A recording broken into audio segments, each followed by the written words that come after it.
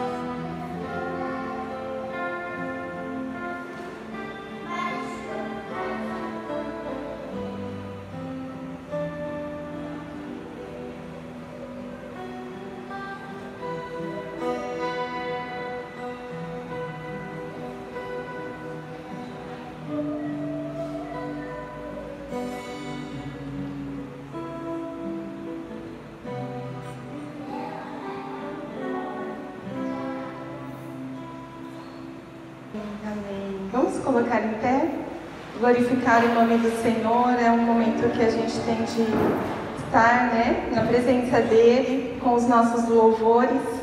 E esse cântico diz: vem, essa é a hora da adoração, esse é o momento, essa é a oportunidade que a gente tem de estar na presença do Senhor, unidos como igreja, para adorá-lo. Amém?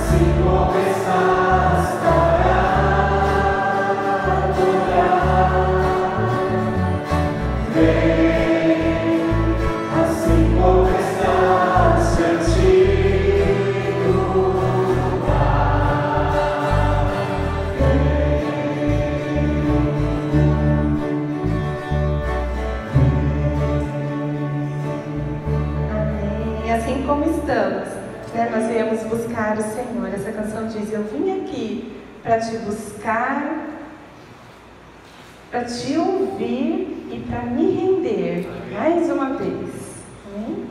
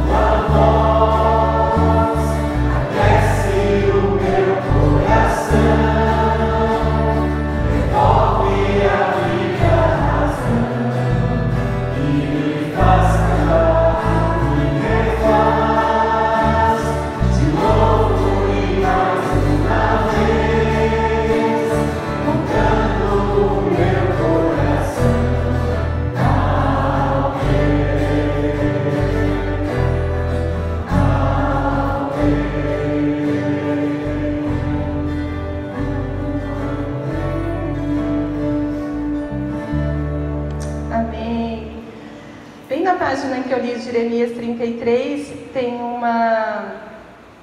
minha Bíblia é da mulher diante do trono, né?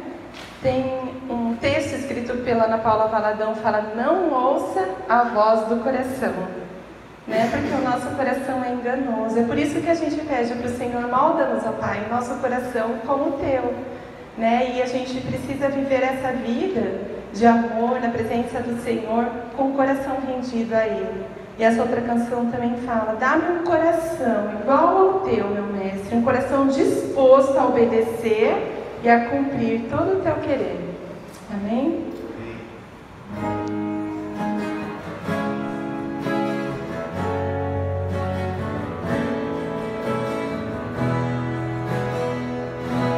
Se tu olhar, Senhor, pra dentro de mim,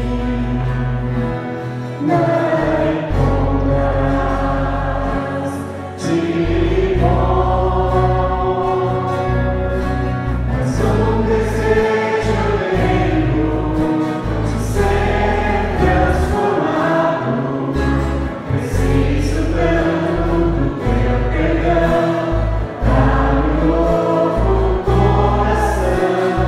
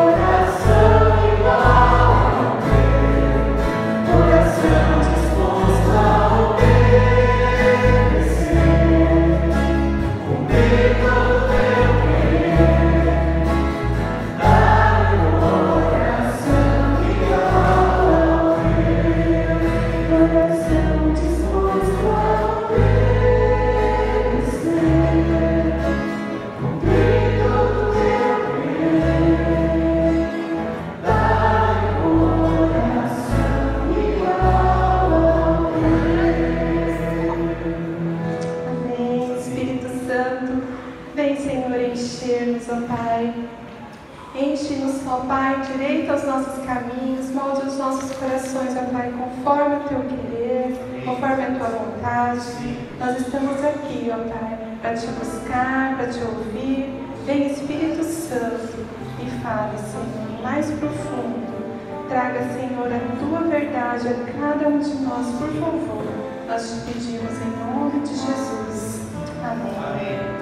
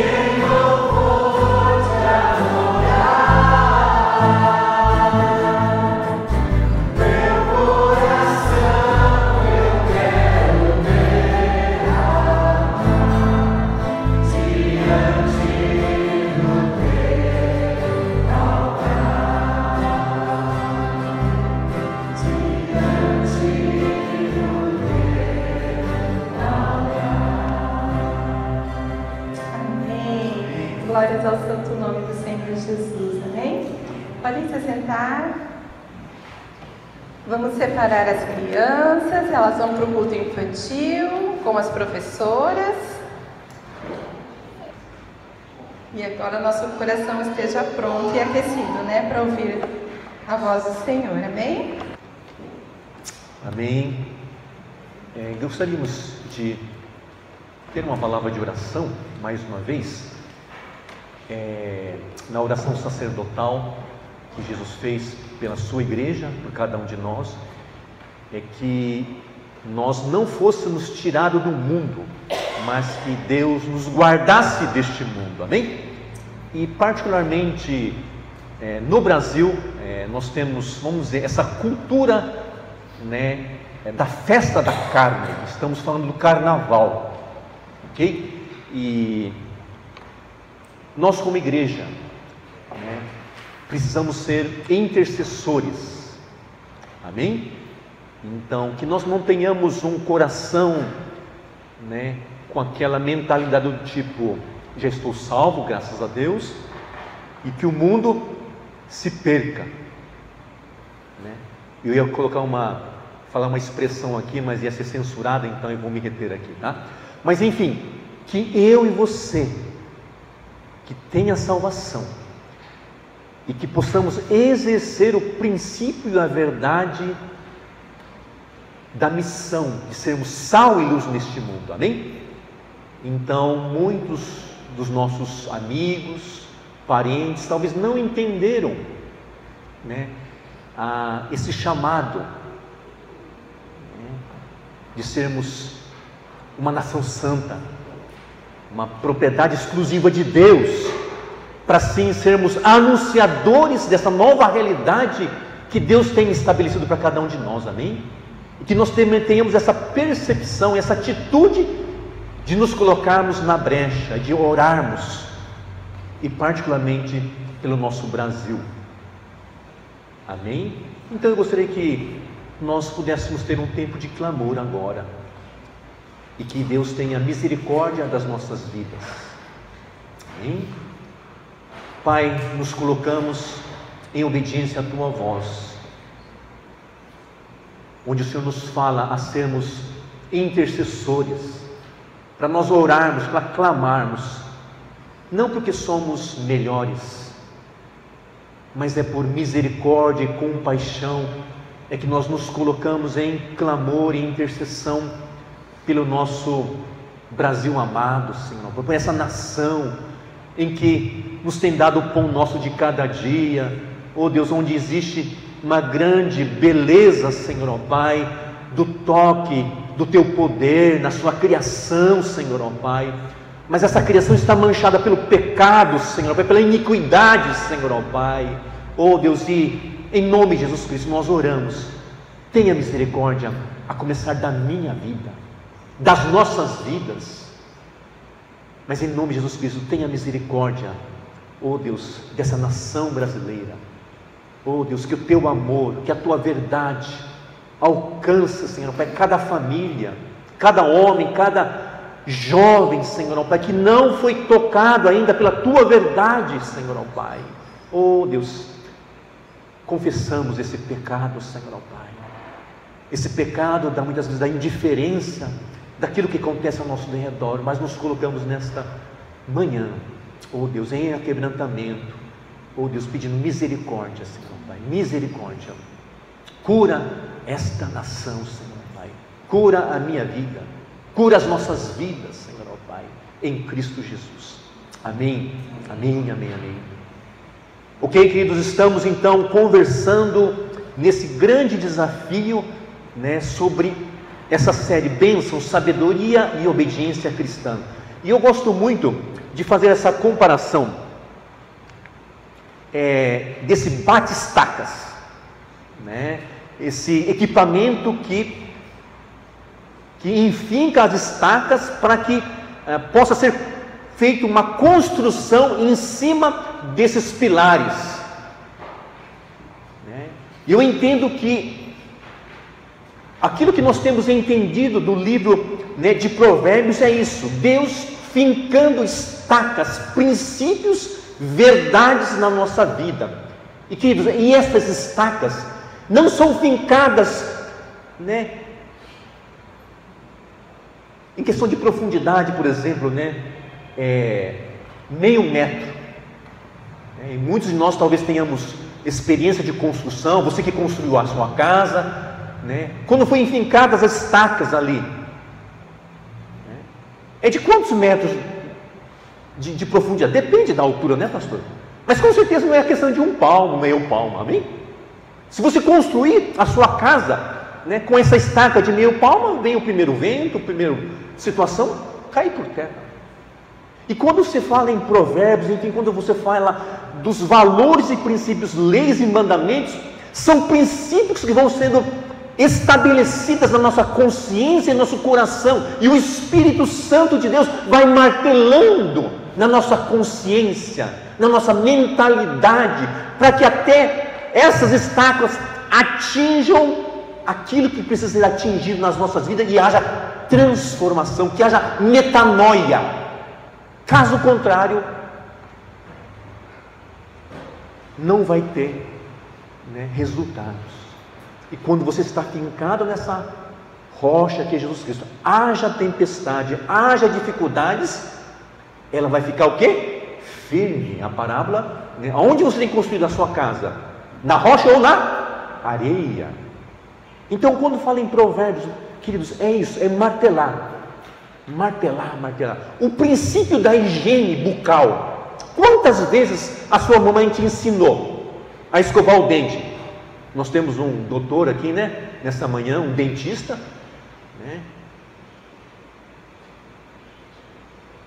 Se os homens e as mulheres e essa geração não colocar em prática, ou colocar em prática fielmente, esse princípio da higiene bucal, o nosso irmão vai passar fome, ele vai ter que buscar outra profissão. Ele dá graças a Deus, porque esses princípios muitas vezes, muitos homens e mulheres não estão colocando em prática, que é o meu caso, Estou acessando o consultório do irmão já lá, por quê?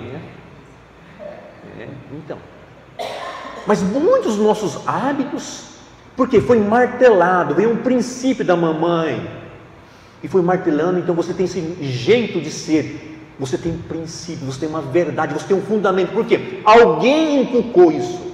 Faz sentido? Alguém martelou isso. E quando você olha Provérbios, nós temos que olhar, porque a sabedoria construiu sua casa, ergueu suas 7 colunas. Provérbios 9:1.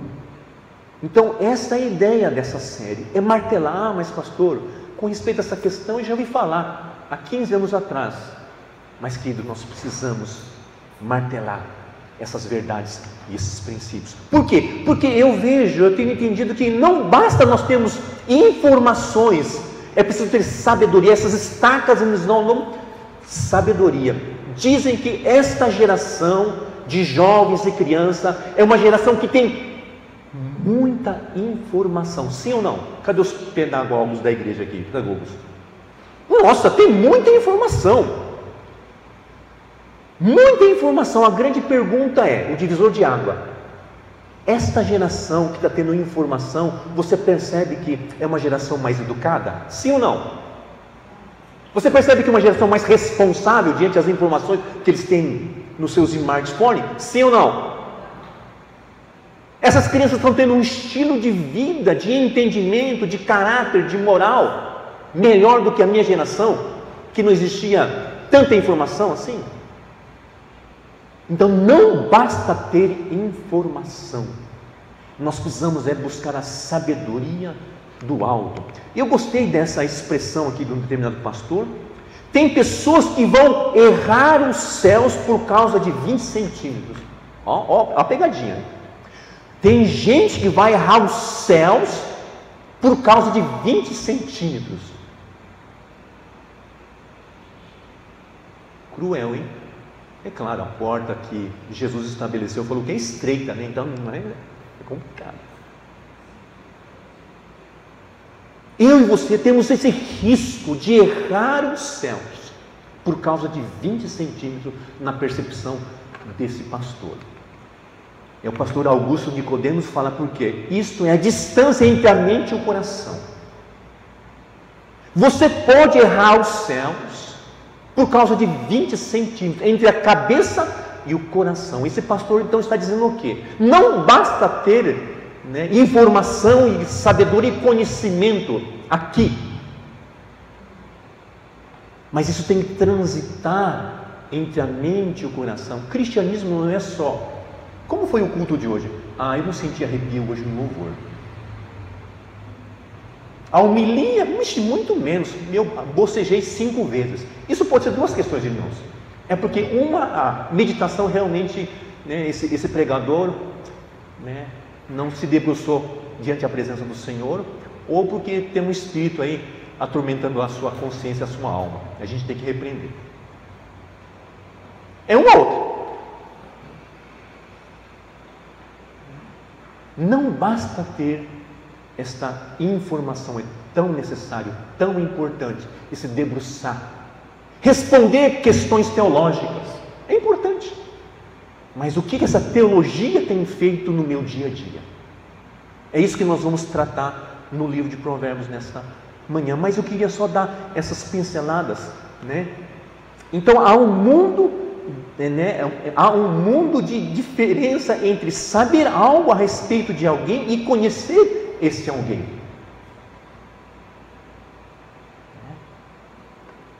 Saber algo a respeito de alguém e conhecer alguém, eu acho que existe um abismo aí. Um exemplo assim bem raso. A nossa denominação, com respeito a estatuto, regimento interno, nós nos reunimos de 2 em 2 anos. Esse ano, em setembro, nós vamos ter o nosso concílio geral, onde todos os pastores vão se reunir. Se assim houver questões de estatuto e de regimento interno, nós vamos conversar em 3 dias. Claro, o pessoal tem que fazer dever de casa, e tudo mais. Além disso, há a possibilidade de rodízio de pastores. Faz sentido? De 2 em 2 anos eu recebo nomeação para essa igreja. Graças a Deus, então, que o pastor Manaus, ano que vem, não vai estar aqui, porque eu estou cansado desse discurso dele. Amém, você tem o direito. Mas essa é a nossa dinâmica como igreja. De 2 em 2 anos eu tenho a possibilidade de permanecer ou sair. Posso ouvir um glória a Deus? Glória a Deus. Glória a Deus. Com isso eu estou dizendo, quando há 2 anos atrás falaram que ia haver uma mudança de liderança da figura do pastor aqui, e falaram, está vindo aqui um pastor Gessé. Gessé, nunca vi nem fedido, nem cheiroso. Quem é esse líder espiritual aí? Vamos lá no Facebook, vamos ver o perfil dele. Nossa, ele é pescador. Ixi, então... Aí você vai criando uma imagem da figura desse líder espiritual. Você somente tem o que? A respeito, então um respeito, um entendimento de quem é Gessé. Distante. Mas de quase 3 anos aqui agora, de corpo, alma e espírito, de carne, pastoreando, agora sim, estou conhecendo de quem é esse líder espiritual. Tudo bem? Eu conheço Deus, eu li a palavra toda, eu conheço, mas verdadeiramente você tem um relacionamento interpessoal com a pessoa de Jesus Cristo? Eu conheço Gessé de púlpito, distante, mas é diferente quando a gente se reúne no meio da semana, né, com algumas pessoas para tomar um café juntos. É um relacionamento interpessoal e a gente vai se conhecendo um ao outro. João 17,3 fala assim: e a vida eterna é esta, que conheçam a Ti, o único Deus verdadeiro, e a Jesus Cristo, a quem me enviastes. Eu queria só ressaltar esse verbo conhecer a esse único Deus. Então esse conhecer desse verbo, ginosco, tem a ideia de conhecer de um relacionamento interpessoal. Uau, é diferente. Você então pode errar os céus por causa de 20 centímetros. Você conhece, mas você se relaciona. Então, quando fala conhecer esse único Deus, tem essa ideia de um relacionamento. Falar Deus, Espírito Santo, Abba Pai. O quanto nós temos realmente tido essa dinâmica de conhecer, de ter um relacionamento interpessoal com a pessoa de Jesus Cristo. E aí a gente entra já no texto de Provérbios 3, no versículo 3, que nos fala: não te desamparem a benignidade, a fidelidade, atas ao teu pescoço, escrevas na tábua do teu coração. E eu creio que esse texto de hoje está nos desafiando no sentido de como nós temos nos relacionado com esse Deus. E com certeza o autor está resgatando o princípio de Deuteronômio, como literalmente diante das leis, nos umbrais eram escritos as leis e tudo mais. Era algo literal, mas como foi falado, como foi orado nesta manhã, troca o nosso coração de pedra e nos dá um coração de carne, que a nossa relação com essa verdade, com essa sabedoria, encontre espaço em nosso coração. E diante dessa relação, aí nós vemos a bênção, a bênção do que? Acharás graça e boa compreensão diante de Deus e dos homens. Eclesiastes 3 e 4. Esta Este é o princípio que Deus quer estabelecer no meu coração, no coração da sua igreja nesta manhã. Diante essa relação com a verdade, o texto nos fala assim: acharás graça e boa compreensão diante de Deus e dos homens. Numa outra versão, fala assim: então você terá o quê? O favor de Deus e dos homens e boa reputação. Então, quando você tem, né, esse relacionamento interpessoal, né, com Deus, você terá o favor de Deus. Numa outra versão fala assim: você terá a graça de Deus, né, e dos homens e boa reputação. Eu queria então conversar com vocês nesta questão da bênção, mas de uma maneira específica, né, dizendo bênção do viver em coerência.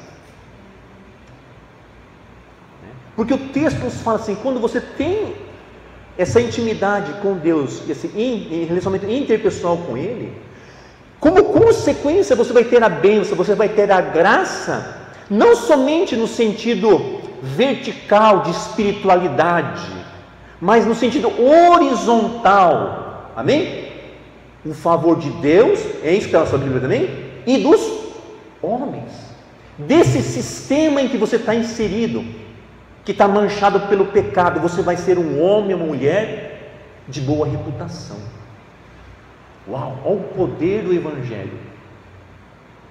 As pessoas vão olhar para você como um profissional, como homem ou mulher, e vão glorificar a Deus. Nossa, ser crente nessa área, nossa, é possível? E você vai dizer sim. Lá em Suzano, eu tive um relacionamento com uma ovelha que começou bem pequenininho na área de restaurante. Eu vou ter dar dica aqui, né? Lá, fazer uma propaganda, depois que essa empresária vai dar um cachê para mim depois, tá? Lá em Arujá, chama Yakioi. Quem conhece? Ninguém. Então, por favor, todos estão convidados a participar lá desse restaurante. Eles começaram pequeno e hoje acho que tem mais de 10 anos, né? Fica na região de Arujá, né? Os condomínios, atende todos os públicos. E ele foi crescendo e ele está estabelecido numa área de um grande empresário. E aí esse irmão compartilhando, dizendo que ele teve uma conversa com esse empresário, e esse empresário falou assim: meu irmão, não faça isso, não precisa pagar tudo isso de imposto não, rapaz. Vocês estão entendendo, né? Precisa, né? Mas esse irmão falou: não, eu quero realmente ser um profissional que glorifique o nome do Senhor. Eu vou honrar com esses impostos. Vou sim. Mas você, né? Enfim, falou, né? Você é um trouxa, né? Mas com certeza essa postura, né, desse casal, né, dessa empresa, com certeza é uma empresa, né, que tem o favor de Deus e dos homens e de boa reputação. Eu queria especificar um pouco mais nesse sentido, né? Vamos lá em 2 Coríntios 8. 2 Coríntios 8:21, onde o apóstolo Paulo, ele compartilha com a igreja, né, de Corinto, essa experiência. E o texto nos diz assim: pois o que nos preocupa é procedermos honestamente, não só perante o Senhor, como também diante dos homens. Amém? Olha o princípio e a verdade que reafirma esse princípio de Eclesiastes, né, através, né, dessa mensagem do apóstolo Paulo. Pois o que nos preocupa é procedermos honestamente, não só perante o Senhor, como também diante dos homens. E especialmente nesse texto, nesse contexto, o apóstolo Paulo, ele gasta, né, esse capítulo 8 é curtinho, mas inteirinho, com respeito ao ter, especialmente com respeito à oferta, ao dinheiro. Eu creio que isso é tão relevante, tão atual, né, nos dias de hoje, em qualquer área, mas principalmente na dinâmica chamada igreja. Não precisa levantar a mão, tá? Mas quantas pessoas já saíram de comunidades porque a questão do dinheiro não era algo tratado com transparência, com honestidade? Não precisa levantar a mão. Mas se você não vivenciou, você pode ter ouvido. E essas pessoas estão com o coração ferido. Por quê? Porque não houve esta questão do apóstolo Paulo fala assim, da honestidade perante Deus e diante dos homens. E Paulo então ele fala assim, esse povo da Macedônia, diante o contexto e a realidade, né, da Judéia em relação aos pobres, esses irmãos, mesmo não tendo, eles puderam ofertar uma oferta de generosidade, de amor a esses irmãos. E essa honestidade e essa sensibilidade estava em como eles lidaram com o dinheiro. E o apóstolo Paulo nos resgata um princípio muito saudável. O pastor vocacionado, ele não deve administrar as finanças da igreja.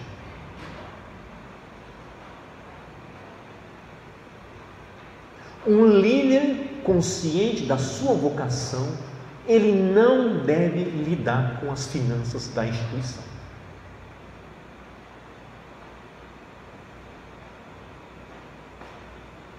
Porque como nós vemos em Atos, diante das necessidades dos menos favorecidos, da assistência e da misericórdia, nós vamos manter o nosso chamado, o nosso foco no quê? Na palavra e na oração. Amém? E nós vamos delegar isso para a comunidade, para as pessoas que têm esse dom e esse chamado. Mas nós não vamos negociar a minha vocação. A minha vocação é a oração e o esmerar da palavra de Deus. E Paulo então tem essa percepção. Ele poderia muito bem, amados irmãos, Paulo, não estamos falando de Paulo aqui, de uma espiritualidade. Ele poderia muito bem pegar essa oferta, essa coleta e transportar e distribuir, mas não. Ele fala, eu dou graças a Deus porque tem um homem chamado Tito que foi tocado no coração, ele está trazendo essa oferta e vai entregar para vocês. E esse jeito de lidar com o ter é uma forma então de nós procedermos honestamente, não só perante o Senhor, como também diante dos homens. Amém? Então, quando se fala assim, né, de sermos homens, de sermos uma comunidade, né, coerente, isso, vamos dizer, é uma ponta do iceberg.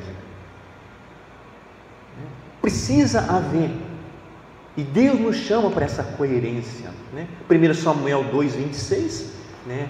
O texto então nos desafia que é necessário, né, esse crescimento, né? O menino Samuel continuava a crescer, sendo cada vez mais o quê? Estimado pelo Senhor e pelo povo, né? Eu compartilho sempre, quando a gente faz aconselhamento, seja homem ou mulher, e quando esse homem ou mulher tem uma espiritualidade que ele só vive lá no céu e não vive a realidade da terra, eu fico com os dois pés atrás. porque ele só vê a dimensão, né, da espiritualidade. E Deus nos tem nos chamado para ter uma fé, para que essa fé transforme, né, o meu entendimento, o meu caráter. Por isso, queridos, nós não podemos, né, fazer essa distinção entre o sagrado e profano. Antigamente eu creio que isso era muito mais forte, mas nós temos um perigo também, né, quando você não tem um entendimento, de você cair nesse erro talvez, de dizer, não, final de semana eu vou à igreja, é um momento sagrado, e é sagrado, amém? Agora de segunda a sexta-feira eu vou na padaria, e já é um ambiente profano. Se eu vou para o clube Santa Helena, tem clube Santa Helena aqui? Não, não é? Padaria, né? Santa Helena, é isso, né? Se eu vou na padaria, é profano, né? Aqui é o mundo, então eu vou agir como, né, um cidadão comum normal. Nós não somos chamados para fazer essa distinção, né? Por quê? Porque em 1 Coríntios 10, 31 nos fala que nós somos somente de uma direção só. Assim, quer vocês comam, bebam ou façam qualquer outra coisa, o quê? Façam tudo para o quê? Glória de Deus. Tem uma reunião, mas tem uma festinha lá no meu condomínio. Pastor, não vou lá porque só tem mundano ali. Querido, você está perdendo a oportunidade de ser sal e luz nesse contexto, nessa realidade. Vá lá, participe. Pastor, mas tem uma atividade aqui na igreja. Queridos, eu como pastor prefiro que você esteja lá na reunião do condomínio que esteja aqui. Amém? Porque a igreja é diáspora. Tem que caminhar em missão. Pastor Ricardo Agreste, ele pontuou nessa questão. Quando a igreja que está sendo estabelecida no endereço, de repente ela for arrebatada, e a vizinhança não sentir falta dessa igreja, alguma coisa está errada. Tudo bem?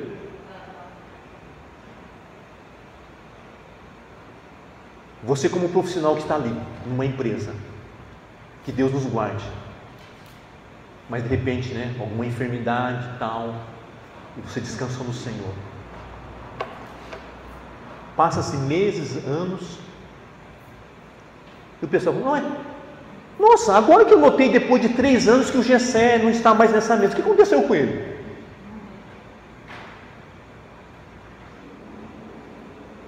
Mas o homem e a mulher que quer com mais beber, faça tudo, está glorificando ao Senhor. No primeiro dia, na primeira hora, as pessoas têm que sentir falta no bom sentido, porque eu e você exalamos o bom perfume de Cristo, amém? Queridos, e como é bom. Seu Wanderson, você lembra quando a gente usava avanço? O senhor usa ainda, né? O senhor é muito, né? Nossa, avanço. Que cheiro gostoso. É o bom perfume de Cristo. Nós temos uma identidade e temos o bom perfume de Cristo. Então o princípio, não te desampare, não se afaste, não abandone, não deixe essa benignidade, a fidelidade de Deus. Então esse princípio, né? Certamente a bondade do Senhor me seguirão todos os dias da minha vida e viverei na casa do Senhor para sempre, amém? Esse texto é o texto de Salmos, bem conhecido, Salmos 23, né? Certamente a bondade e o amor me seguirão, né? Eu não corro atrás, é essa bondade que me segue todos os dias. Por isso, queridos, como é importante esta questão de o Senhor ser o meu pastor, não é Jesus ser o pastor da minha esposa, do meu marido, dos meus filhos, vou atrás deles. Não, eu estou falando de algo muito pessoal e particular.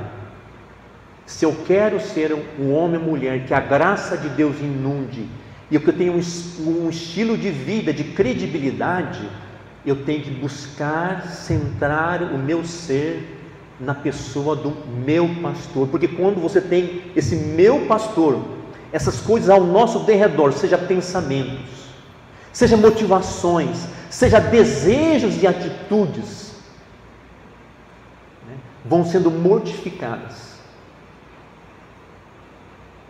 Eu tenho desejos, eu tenho pensamentos, eu tenho motivações, eu tenho atitudes que ferem o caráter de Jesus Cristo, amém? Ferem. Mas quando eu tenho esse meu pastor no centro da minha vida, né, tudo isso vai sendo o quê? Como diz em 2 Coríntios 3,18, né, essa ideia, nesse princípio, nos transforma o quê? Gradativamente à imagem gloriosa. Portanto, todos nós, dos quais o véu foi removido, isto é, nós temos acesso agora, face a face, somos remidos, né? Podemos ver e refletir a glória do Senhor e nos transforma o quê? Gradativamente. Amém? Cristão que se diz cristão, evangelho que diz evangélico, ele entra ano com um jeito de pensar e chega no final do ano, ele continua com aquele mesmo pensamento. É uma outra coisa, ele precisa nascer de novo, porque não nasceu de novo, porque aquele que nasceu de novo, ele com o decorrer do tempo vai vendo o quê? Transformação. Se não há transformação, ele não é convertido. E se é convertido, ele continua com algumas mentalidades, com alguns vícios, com algumas atitudes. Ele precisa passar pelo processo, né, de uma libertação bíblica e saudável. Eu e você precisamos de salvação e de cura e de libertação bíblica saudável. Não basta nós tirarmos, né, as baratas, os ratos, os escorpiões, os pernilongos, né, irmão? Dengue, né? Dengue, isso. Não adianta tirar. Você precisa tirar o quê? O lixo da sua alma. Amém? Tirando aquele lixo, aquela natureza, aí os bichos não vêm mais.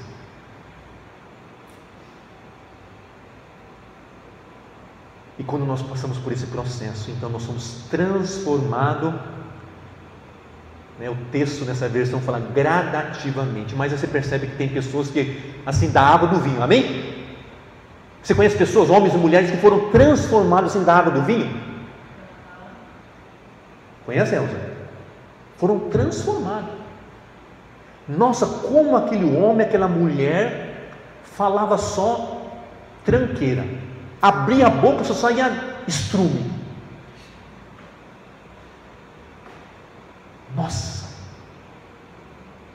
a santificação veio dunamis, com poder na área desse homem e dessa mulher. Houve uma transformação. Outras, você pode dizer, nossa, aquele homem, aquela mulher, eu conhecia 20 anos atrás, eu percebo, nossa, como ele era desonesto. Hoje, eu percebo que ele é honesto. É honesto. Tem que haver metanoia, transformação de mente, de pensamento, de uma maneira gradativa. Por isso é importante, né, fazer essa pergunta: quem sou eu? Quem sou eu? Essa imagem do que é mesmo? Que bonitinho. Quem sou eu? Eu sou uma ovelha? Se sou uma ovelha, quem é o meu pastor? Deus é o meu pastor, amém? E você é ovelha. O que é isso aqui mesmo? Eu me perdi. Tem cara de ovelha, né? Mas a orelhas dele é meio assim. Há controvérsias, né, pastor? Há controvérsias. Você falou, não, pastor, é uma ovelhinha que saiu assim meio, né, assim, fora do temporal e ficou assim. Mas é ovelha, pastor, é ovelha. Será que é ovelha mesmo? Mateus fala que é cabrito. Cabrito. Parece, mas não é. Wanderson, novamente, Denorex. Parece, mas não é. Da nossa época, né? Denorex. Aquela propaganda. Denorex, parece, mas não é. A pergunta, né, que nós precisamos fazer nesta manhã é: quem sou eu? Para nós, né, vivermos essa bênção de sermos homens e mulheres, onde a graça de Deus, onde nós temos, né, credibilidade.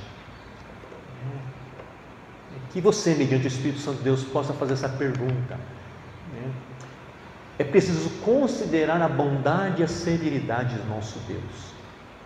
Tá? Sim, Deus é bom, Deus é paciente, Deus é misericordioso, Deus é acolhedor, né? Enfim, isso é verdade. Mas a gente tem que entender que o nosso Deus é um Deus também severo. Pastor, eu não conhecia esse lado do caráter de Deus, mas Ele é. Porque o pai que ama, a mãe que ama, deixa, né, o seu filho fazer o que quer. Amém? Não. Estabelece limites, pontua questões.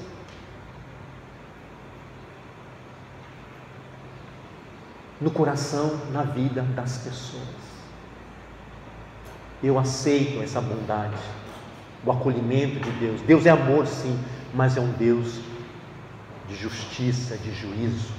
E a gente finaliza então dizendo sobre esse grande julgamento que eu e você um dia estaremos, né, passando. E eu termino então fazendo essa leitura de Mateus 25, né, 31 em diante, Mateus 25, que fala sobre essa questão do grande julgamento.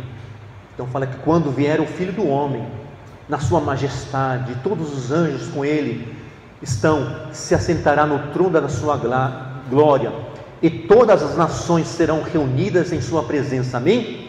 E ele separará um dos outros, como o pastor separa o quê?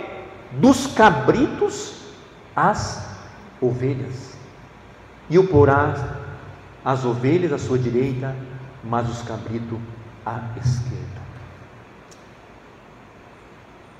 Precisamos considerar sim a severidade do caráter de nosso Deus. Ele vai sim voltar pela segunda e última vez e julgará o mundo com justiça, a começar por mim, por cada um de vocês.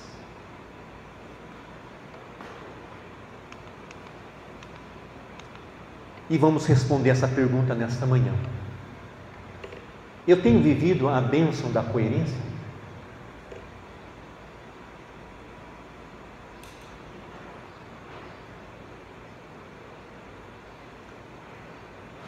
Ou a sua vida ainda separa sagrado e profano?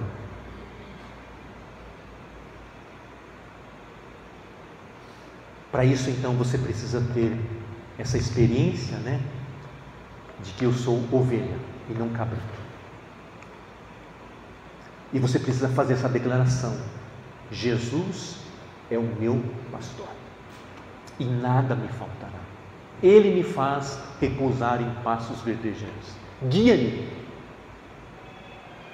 Bondade e misericórdia certamente me seguirão todos os dias da minha vida, e habitarei na casa do Senhor para todos sempre. O meu pastor. Salvação não é coletiva, é individual. A caminhada da nossa fé, sim, é comunitária.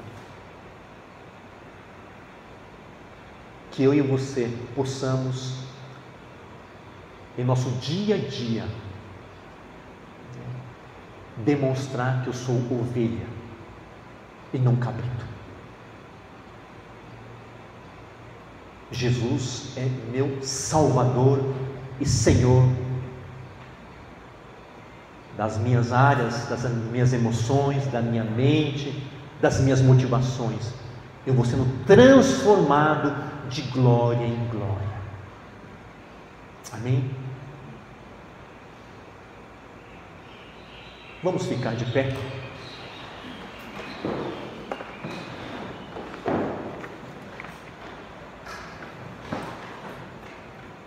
Nós vamos entoar novamente essa canção, Tua Voz, e que você possa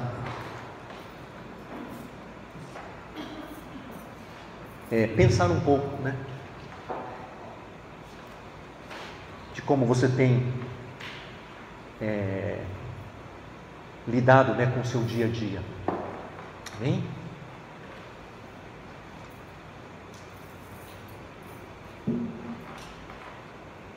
E o ponto de partida é: você já aceitou a Jesus Cristo como Senhor e Salvador da sua vida? Amém? Se você não fez essa decisão, tá? Nos procure, estamos, né, realmente dispostos a conversar, para que a partir dessa experiência do novo nascimento, você possa iniciar esse processo de sermos transformados de glória em glória nas nossas áreas, na nossa vida. O nosso pensar, o nosso falar, o nosso ver, o nosso escolher vai sendo mudado, e eu vim me tornando cada vez mais ovelha,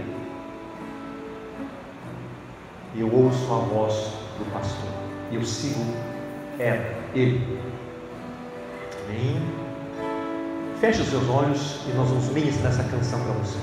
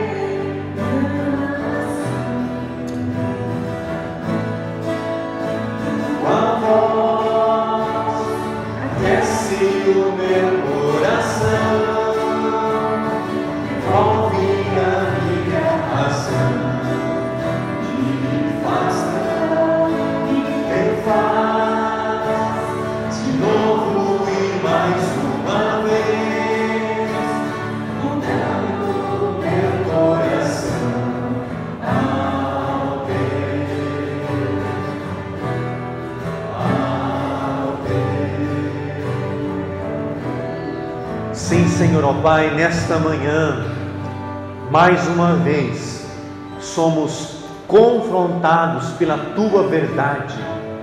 Obrigado porque nesta manhã nós podemos desfrutar da Sua bondade, Senhor, ó Pai. Podemos desfrutar da Tua misericórdia, Senhor, ó Pai.